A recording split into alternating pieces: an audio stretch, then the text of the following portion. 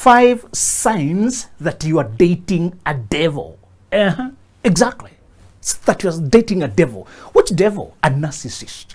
I'm using the word devil today to describe narcissists. Those people are so satanic, evil, destructive. A brief encounter with them and it will take years to recover, as if you have had an encounter maybe with a fierce python or a viper or a lion with a poisonous snake. To take you a lot of time to recover. Now, the word narcissist is very hard even to pronounce. Many people can pronounce it. It is not, we don't hear it every day. It is not mentioned in the sermons we hear in church. It is not spoken in the conversations we have every day by day. That's not a word you hear every day. And yet, the people, those ones with those traits, the people with that character are so pervasive, permeated our society. Many of us are being tortured to death by them while we are around, and the conversation around the phenomenon is very quiet. One reason people don't talk about narcissists is because the normal member of society does not imagine that this degree of evil can exist. The normal member of society cannot picture that people can be this evil. Who is a narcissist? These are people with a psychological disorder that makes them egotistical, overestimate their importance, fantasize how grandeur, we call them delusions of grandeur, greatness, how important they are, bloated, important. They feel everything should surround them. You might pity a person who thinks like that, thinking, oh, you petty creature, poor creature, you're not aware of yourself. No, they are aware of themselves. They play a game to bring you in. Not only are they selfish, they are very envious, extremely envious that another person is happy. So they try to take away your happiness, crush you, put you under their foot, try to finish your strength. One of the things I want you to realize is the following. 5 signs that you are dating a devil, these devils. One of them is excessive insecurities.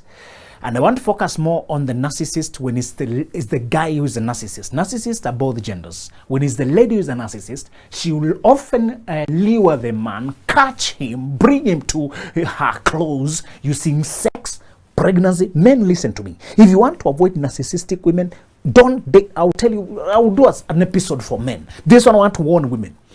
But for men, in brief, motasari, do not date by having sex. Many men think by taking a woman to bed, you are winning. Women, narcissists, they play on that weakness. Once you sleep with them, they can get pregnant, or they can pretend that you are the one who made them pregnant, or they can use that to torture you, to capture your foot, and you might never get out of her grasp. She also uses speed, desperation. She'll bring herself to your house and Catalia there and refuse to go out. Stay there. What will you do? Many men, they usually target the polite, kind men who are responsible and sensitive. So they can trap you using your principles, your commitment to stay true to your word. All right? I will talk at a time when the narcissist is the woman, because they are deadly. Today I'm speaking about when the narcissist is the guy. These are the following signs. Extreme insecurity. If you start dating a person, and remember, dating, we mean conversing to check compatibility for marriage. That is what I mean by dating. Of dating where people move in, cohabiting, having sex, getting a child. That is not dating but madness. Destructive and ruinous to your life. Cohabiting, having sex with a person who you have not married yet, dating for 5 years, 6 years, 7 years is total madness, waste of your time, confusion, because both of you are not ready for settling. Either one or both of you are not ready for marriage, you're not ready to settle, just wasting each other's time. All right? So the principle is dating means conversing, interacting platonically on the surface like friends to check whether this person is good for a partner. If you discover they're good for a partner, now you will engage to work towards marriage. If you're not ready, either of you, or if you're not prepared, if you don't like them, you move on to the next person. Dating means conversation, so you have conversations with many people. It's not exclusive. All right? You start dating a person and you realize immediately they're controlling who you're interacting with. Immediately they're asking who you are talking with. They take your phone to check the contact. They read your messages. They ambush you. They show up at your gate without telling you. They show up at the event you are in. They start checking who you are talking to. Many of you tend to ignore those signs and you think that's just normal. Maybe he loves me. Maybe he's just checking. So because he loves me, I hear, oh, love is jealous. Love may be jealous, but what we are talking about here is pathological insecurities. Extreme extreme insecurities. If somebody tries to check your phone, no normal person should check your phone. No normal person will be checking your phone unless they have reasons to believe you're cheating and you're in a relationship or you're married already. All right? Normal people will not be checking your contacts. So a narcissist will call the numbers in your phone. No normal person would call your contacts to say, hey, keep away from this lady. She's my wife now. Hey, I hear she does not need your help. Now don't talk to us. As a couple, we are busy. If anybody ever calls the people on your phone to tell them off, that's a narcissist. Run away. Run when you can. If anybody texts your contacts, goes on Facebook and friend requests the people you also friend request and starts checking them out, inboxes them, telling them keep off. They start by isolating you from everyone because they're very insecure. Why? They know when you interact with other people who might see who he is, they will tell you the truth. Or if you interact with other people who might see who he is, they will warn you. Or you might be taken away. Or you might find another person who's better than them. They know soon they'll start torturing you and you will need social help. You seek advice and they're trying to separate you from everybody who can advise you. From the time a person begins to separate you from your friends, and they have a problem with every friend you have with. They have a problem with your church, have a problem with your pastor, problem with your friend, problem with your parent, problem with your sister, your brother, telling you don't talk to this, don't talk to the other. That kind of insecurity and separating socially is the first sign of narcissism. You are going to ask me, but if the person is so harmful trying to separate you from them, why should I even interact with them? When they come to your life, they don't come that way. They come with a lot of love and listening and attentiveness. It's called love bombing. They listen to you to get your wishes. Once they realize you like chicken, they always bring chicken. If they realize you like touring, they take you on a tour. If they realize, they listen so much, they talk, but you also realize this.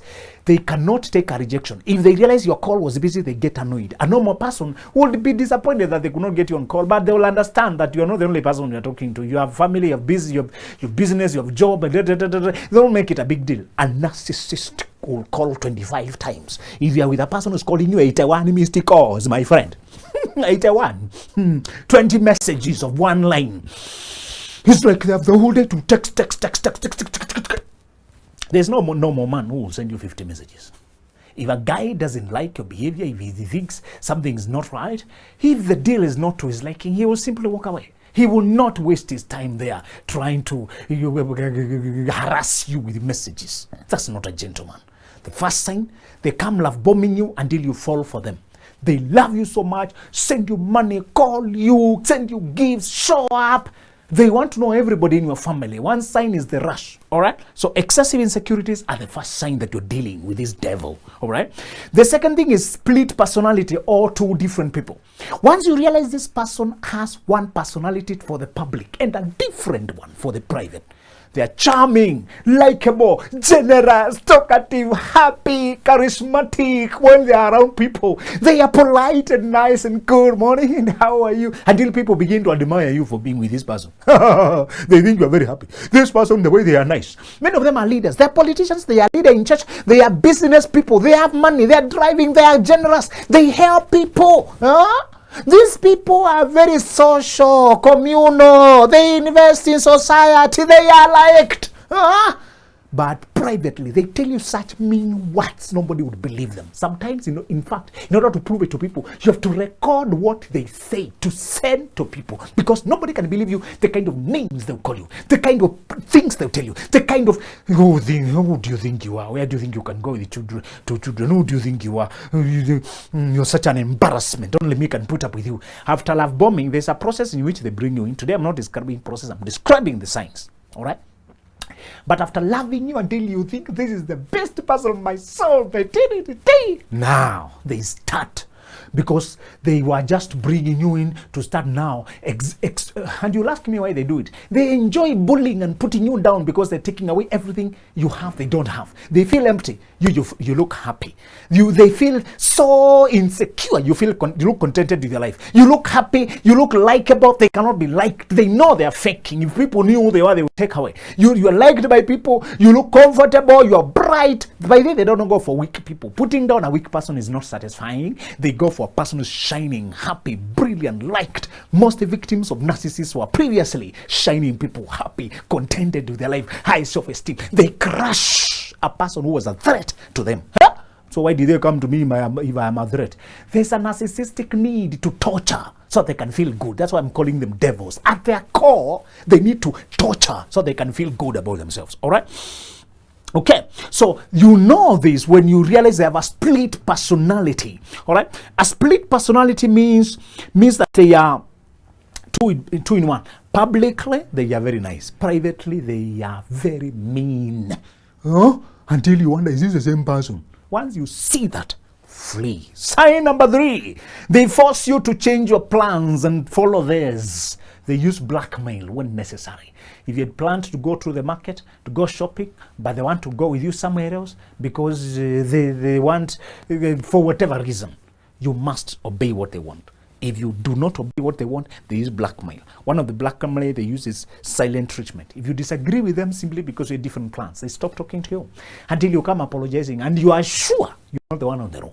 You find yourself having to apologize and to say sorry. By the way, narcissists never say sorry. If you marry a narcissist, I know a guy who married a woman who's a narcissist, and he told me for 11 years that wife has never said sorry. For 11 years. She has never said sorry. They don't say sorry. If they say it, they'll crash. It's like that admitting defeat. They're admitting weakness. They don't have an ego where a strength, a confidence, a self-esteem from where they can take criticism. They cannot. They'll simply fight, you know. So you must always remember the following, that these people, they cannot, you cannot tell them you cannot come, you are going home. They will take you their direction. The day you see a person who forces you to do what they wanted, that's a narcissist. You are dealing with a narcissist. You must be extremely careful. All right? The other thing is they stalk you. The other sign is stalking. If somebody has tapped your phone, they can, if you come to sense a person is following you, shadowing you, spying on you, stalking you, that is the first sign of narcissistic behavior. They want to control everything. They even bribe your friends to become their spies. They even bribe, they even snatch, they even try in a way. They try in a way. The lady told me every time he comes into the house, he grabs my phone to check who you are talking to. Then you have to explain every conversation. They even take phones. They even take the numbers there to call those people. If anybody stalks you online, stalks you, you better run when you can. That's a devil. I'm coming to tell you about the consequences of staying with a narcissist. All right? If I finish your signs, I'll tell you, if you do not obey these signs and save yourself, what will follow. All right? So, stalking. The other thing is emotional insensitivity or immaturity. Emotional insensitivity is they hurt you, they don't feel anything. They have no empathy at all. They say such mean things. They never say sorry. Now, immaturity is about when they don't seem to understand basic things. They can say embarrassing things in front of people. And as I told you, they never apologize. You feel like you're dealing with an emotional child. You have to explain basic things that when they say this, it hurts you. When you do this, it hurts me. Some of the things you have to explain, you feel frustrated that you have to explain them. You feel discouraged that you have to explain them. You feel so out of place that you have to explain basic things such that, you know, you should have told me when you meant this, you should have told me this. When I said this, I meant this. If you find yourself explaining basic principles of human understanding, human interaction, you're dealing with a narcissist. You must be extremely watchful. You want an adult, you want a person who understands basic things about emotional intelligence. So let me tell you one of the signs, one of the consequences. One consequence, if you stay with a narcissist, depends on the degree. We have different types of narcissists, but they cause high stress levels. They damage your self-esteem to a level where they crush your spirit. All right? Damaging self-esteem means you start doubting yourself and questioning whether you're capable of anything, whether you're any good. All right? They damage you, make you question your worth. They tell you you're ugly, you are useless, what kind of a man, if it's a lady, kind of man you are, what kind of a woman you are, nobody can put up with you, you are so useless, I'm so embarrassed, I'm putting up with you, you're ruining my life. If you hear those things every day, your self-esteem will be crushed. But if you continue to stay, they advance to crush your spirit. All right? To crush your spirit means to destroy your will to live, your will to fight, your will to stand up for yourself. You lose the faith that you can never amount to anything. That is the second level. The third level is now your health. Because of the stress levels, depression, your health begins to take a toll. Most people stay with narcissists to develop migraines eventually. towards the 10th year, for most people, those who cross 10 years with narcissists, they develop migraines, they develop stroke, they develop heart attack, they develop blood pressure. Of course, these conditions don't come exclusively from narcissistic abuse, but the stress levels caused by narcissistic abuse are strongly associated with these conditions I'm describing. It is your duty, it is upon you to learn that there is no way you can change a narcissist. The only solution once you realize you're dealing with a narcissist is to take off. Now, narcissists are experts in apologizing. They kneel. Once they realize you're taking away, they kneel down, they cry, they pretend that they have changed to give you hope. They even talk about the children. Please note that when they hurry to make you pregnant so they can arrest you. Most narcissists will use two traps. One, when you're mature enough as a woman, it's not easy to trap you. You can see that they hurry to make you pregnant. All right? The other ploy they use, which is the most frequent, 80% of women who are trapped by narcissists because they were dating when they were too young. The girl was too young to identify him. Listen, you've heard me warn, and I keep warning women. If you date when you're 24 and below, 24, 23, 22, 21, 20, you cannot identify narcissists, and you will be arrested before you even start your life. You start your life when you're already a victim, my friend. I tell women, grow up fast. Your brain matures at 25. That's when you can see things, that you can see life. You can read characters of men. So date when you are mature, and when you start dating, don't involve sex. They use pregnancy to marry you quickly, to arrest you, because pregnancy is very overwhelming for most women. They cannot reject the offer to get married when they're already pregnant. And the other thing is, even if you get pregnant, don't rush to marriage. If you rush to marriage, most rushed things end up being disaster. It's a pure disaster. You do not want, in any case, to find yourself in a marriage that married to a person you not have withstood. Now, let me tell you the last thing. People keep saying that maybe they are psychologically disturbed. These people, maybe they have a history. You should have mercy on them. It's okay. You can have mercy if you want. But remember, you don't marry for charity. You don't marry to help people. Sometimes you're trying to fix a person who is trying to break you. If you find yourself fixated on changing a person who is committed in destroying you, you'll be ruined. All right? If you submit to a 40 authority, you'll be crushed. You're supposed to submit to your husband. But if you submit to a 40 authority, you'll be crushed. That is the warning I must leave you with. Help people, pray for them when you're far away. First of all, save your life. Nobody assigned you to marry a certain person, to fix a certain person, to heal a certain person, to wait. Those who say we are staying for the sake of the children, let me warn you. If you keep children under a narcissist, you are teaching them to become the narcissist like them. They'll be taught that way. And you cannot co-parent with the narcissist because they counter-parent. They destroy the values you're trying to instill. You tell children to keep off electronics, to study, to practice, to play. The person gets the most recent phones. He even goes out of his way to look like a hero because the children to him are sources of admiration. They are possessions. He wants praise for them and admiration. He doesn't care what they turn out into. But remember, if you got kids with him, he has all the right to access the children as well, just as much as you. So you may not be able to deny the access totally, depending on the situation. But you must save yourself. Let these children have one of the parents who is sober, at least. Go and be sober. If you stay here and you're keeping them under this authority, you're being tormented, and they see you are teaching them that they should accommodate torment. They should accommodate trouble. They should accommodate abuse in the name of being in a relationship. If you stay where you're crying and being abused, remember you're teaching the children to do that. Okay, Benjamin, you've given us those 5 signs that shows that indeed I'm ended up dating a devil or a narcissist. But you see, to the common man, Benjamin, some of us, this narcissist is a very difficult word to pronounce. I'm also struggling to pronounce the word Benjamin. I know. Please, break it down to our level. I pity you guys. I'm sorry for you. I'm praying for you because these people are, I like sometimes call them malignant human beings. People have a twisted nature. A normal person will feel sorry when they step on your toe. Okay. A normal person will feel, oh my God, I hurt you, I'm sorry. They'll feel guilt, they want to apologize. That's a person who still has the God nature that God put in us. But the people I'm warning you about who are hovering around the ladies you are trying to search among, they have a twisted reverse nature of wanting to inflict pain to feel good. Okay. These are people who have the capacity to pinch you physically throughout the night so that you don't sleep. Can you imagine that? You can't get, no more people can't wrap their minds around the things narcissists do. This is a woman who can make noise throughout the night, bang glasses because you asked her, where is the money we stored the other day for paying school fees? She simply squandered it and she doesn't want to be asked. The moment you ask, she causes so much chaos for the neighbors to think you are the one on the fault. What I'm describing is not normal. I know. It's going the reverse, isn't it? Yeah. It's the one whose money was taken away who should throw chaos. But now it's the one who ate the money and you asked her, where's the money? Now you are killing me every time. And she causes chaos until neighbors come. And you have to be cancelled. How to be calm. How not to...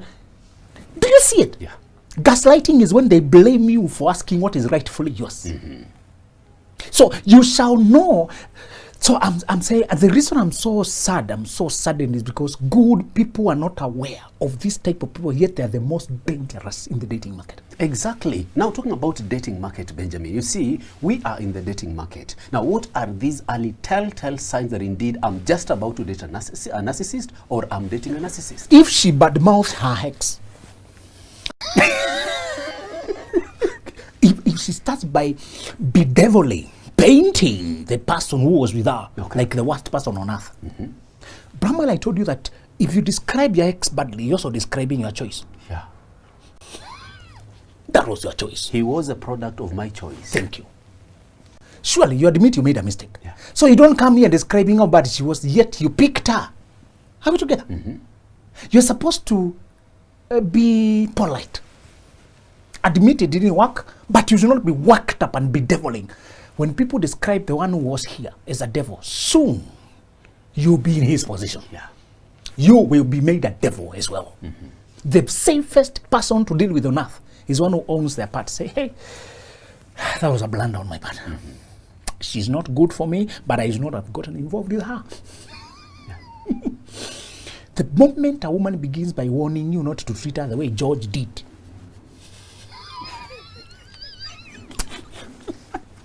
the day the interaction starts with several warnings. Be very careful. So the other sign is guilt tripping. Instead of persuading you that she's a good woman, she uses reverse psychology. Anyway, I hope you're not here to live like others. I know others, they never stay, just leave. But I know you, okay, don't leave, So she tells you, don't hurt me, I've been hurt before. Let me warn you again about the group orphans. Society is very delicate about that group. Yeah. Because they deserve mercy. They've gone through hard time. Me too, I'm merciful to them. God forbid I be merciless. But I want to warn you about people who have difficult background and they use it to guilt trip you. Most men who marry terrible narcissistic women is because she had a difficult background and she constantly uses it to avoid accountability. And I agree with you because our background shape our thinking process. Orphans and abandoned children. Also, I told you that people who are orphans, and as bad as the situation was, there are others who wished their parents were dead. Yeah. Those are difficult things to say. The parent was only alive to worsen your life. He pays nothing, he exploits everything, takes away everything, tortures everyone, he helps nobody. And the people we were praying for them to die usually never died. It's the one who never wanted to die.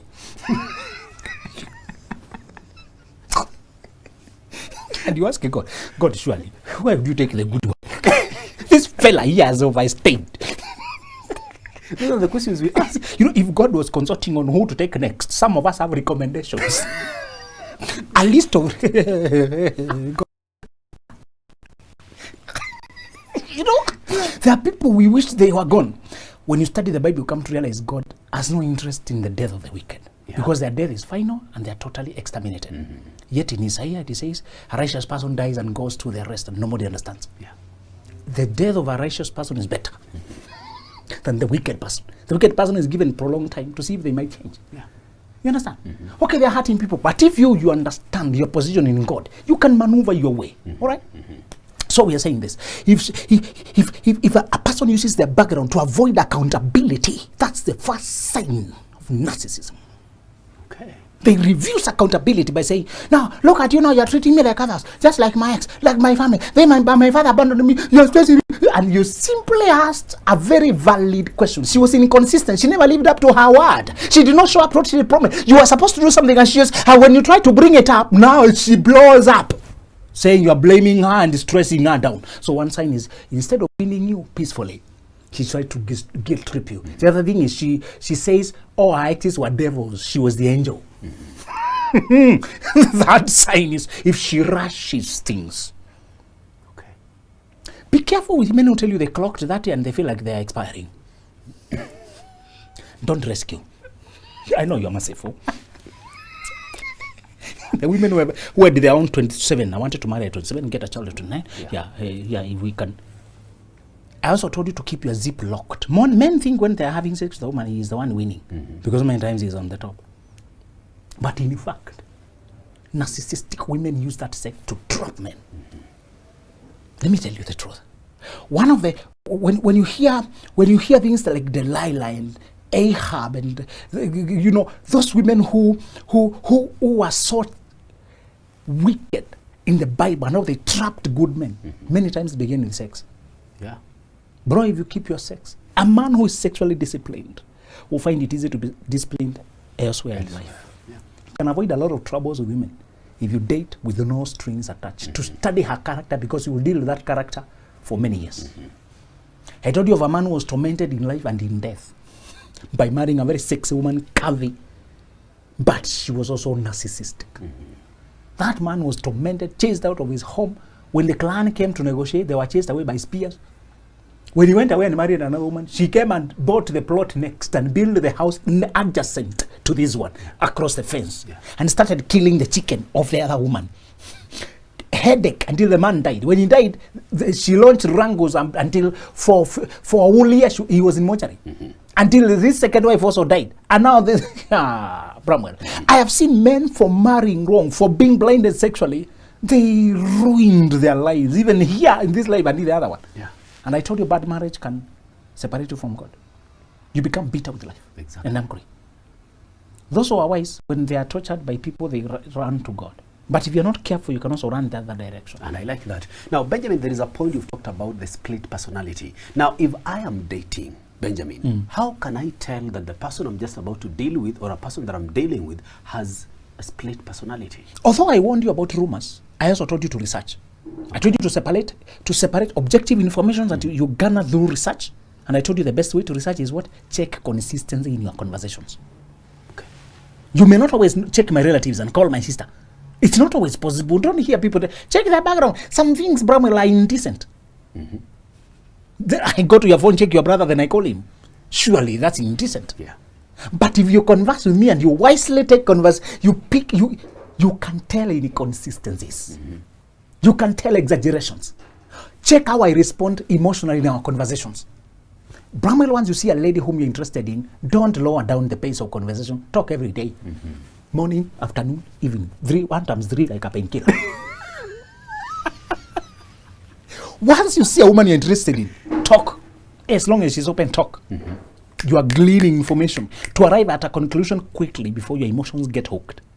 And when you're talking about talking, Benjamin, you see, at the beginning of a relationship, we have that steam. The momentum is very high. But now as it progresses, you would understand that the speed reduces. Or maybe you're already in it. So you tend to... Relationships are supposed to move and evolve. When we are starting, it's stormy and hot. Yes. Romance is like that. It's supposed to help us to come together. But after we come together, we can't stay with so much dopamine. We'll die. We'll never bring up our children. We'll forget to go to work. We'll be in each other's arms. How will you ever function? Romantic heat is important. But it's only good there for the honeymoon phase. After that, we begin to develop roots. It needed to be strong because we had no roots. We had no history. We didn't have investment, no bond. No, we have not learned each other over time. Of the excitement we had with my wife on the first month of marriage is unsustainable today. Our love has not reduced. It has deepened and matured like wine and settled. we have not become dead, we have gotten used to each other. No, we have diversified and deepened. Now we can converse without having to fear. Does this person eat this, eat the other? What is their favorite color? What is the history? What happened when we the more you learn each other, the more love now evolves to something deeper, more solid. All right. So I'm saying this. In those early conversations, you will know the person has a split personality when you hear the friends being shocked at what you're talking about them. Okay. The day you tell somebody who should know this person, Brahman told me they went to school with James, and they talk and they live in the same estate. Then I come and tell James, Brahman told me that he has I should find him near his car. Mm-hmm. Okay? Be very careful when the people who know a person get shocked. When you describe what the person told you, they may be too polite to explain their shock. But always check the shock on their face. They know another side. Okay. Sometimes verbal communication is very controlled. People control what they say. But body language is usually more intuitive. Check the eyes message. Check when people flash with like this. So you shall be very careful when people seem to know another side of this person that you don't know. Check body language, check facial expressions. You need to be very observant during dating phase. Don't be carried by emotions. You need a woman you like, yes, but be observant. Okay. I wanted to talk about stalking. You know, when you are interested in somebody you want to date, most of us tend to stalk the person. Okay. The difference between stalking and staying connected, there's a healthy way of staying connected, is that you know we are talking. Stalking is when I secretly put tabs on your communication, snoop, eavesdrop, check here, check there. That is so disrespectful. It's like I bring you to my house and when I step out, you go to my bedroom. Okay. That's stalking. Because they go to your inbox, they try to check, they try to hack. The moment a person you realize they hacked your phone, ask them for the reason. Maybe there's some justifiable reasons when you would check a person's phone, when you believe they have violated your trust. When you have solid reasons and you want to prove. You can check people's phones when you have reason. But if a person on flimsy, no reason, whatever, is not, you have not even known them for long, and they're already reading your messages, already checking, already. There are women who have a lot of high appetite for gossip. Very high appetite. And you see it through pettiness. You see it. Yeah. And they start reporting to you who said what, so that the communication is no longer between us. You need a mature conversation, brother. Those people whom you see who want to malign other people's names, to gossip, to damage your perception, such she perceives everybody as a competitor and she wants to destroy their name. That's a very early narcissistic sign. Okay. And lastly, be very careful. Most women who know they don't stand a chance when you evaluate their character, when they know they have no content, they will over-decorate the container. They will dress charmingly, sexually, to sweep you off your feet before you know what is happening. What is your defense? Avoid meeting girls in closed places. Okay.